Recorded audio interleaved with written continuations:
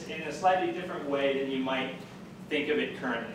I want you to think of fitness as being prepared for an activity.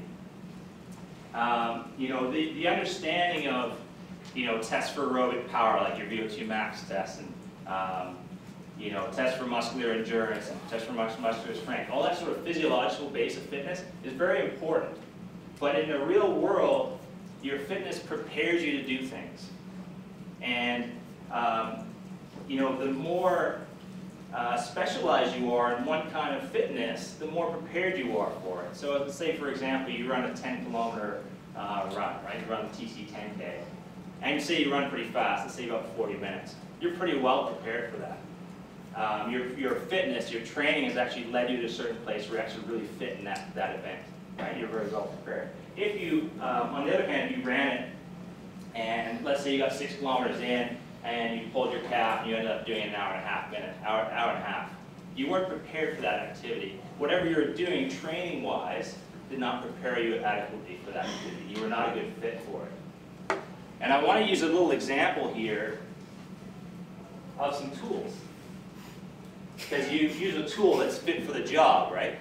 You know, it's the, fit for the job, right? You heard that before. On the left, we've got a titanium hammer. It's made out of titanium. It's light, super strong. Our friend Jeremy had it. I saw it. It's the first time I've seen a titanium hammer. I was like, that's amazing. It's an incredible work of art, and it has one pretty specific job, actually 2 specific jobs: hammering and prying. Right? It's got 2 jobs. It fits that job really well.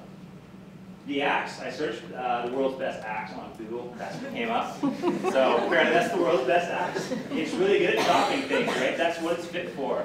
You wouldn't use the hammer to chop down a tree, right? You use the axe to chop down a tree. Well, you could use a hammer, it just take a long time, depending on how big the tree is.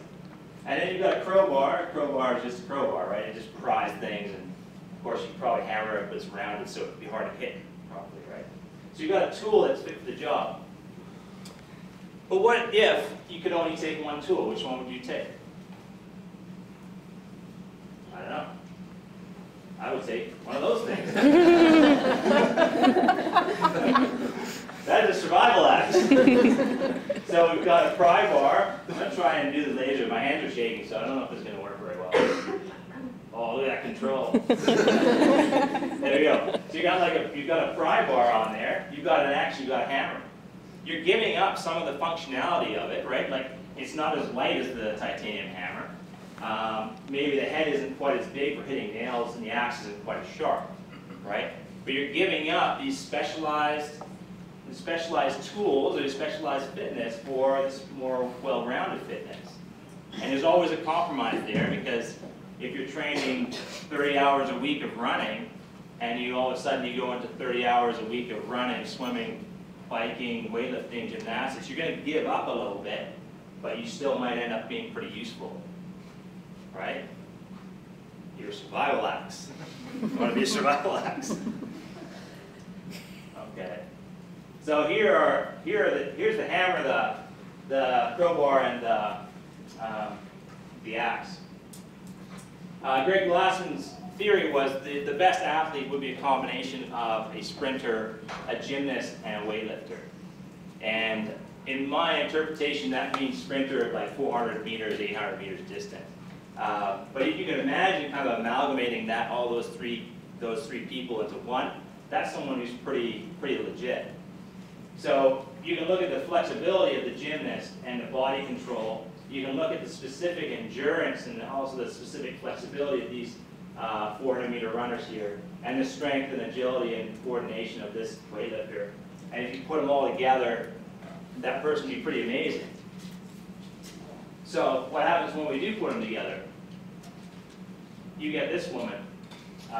Camille LeBlanc-Bazinet won the CrossFit Games this year. She was the fittest woman out of about 130,000 women worldwide. You can see she has gymnastic skills. She's pretty good at sprinting, and she's pretty darn good at weightlifting. That's 220 pounds there. She's clean and jerk 240 pounds, which is actually pretty reasonable. So she's giving up. She's not going to be able to perform at the World Championships for 400 meters, or the World Championships for weightlifting, or the World Championships for gymnastics. but she's going to actually be able to prepare fairly well and perform pretty well at all those activities against the standard person.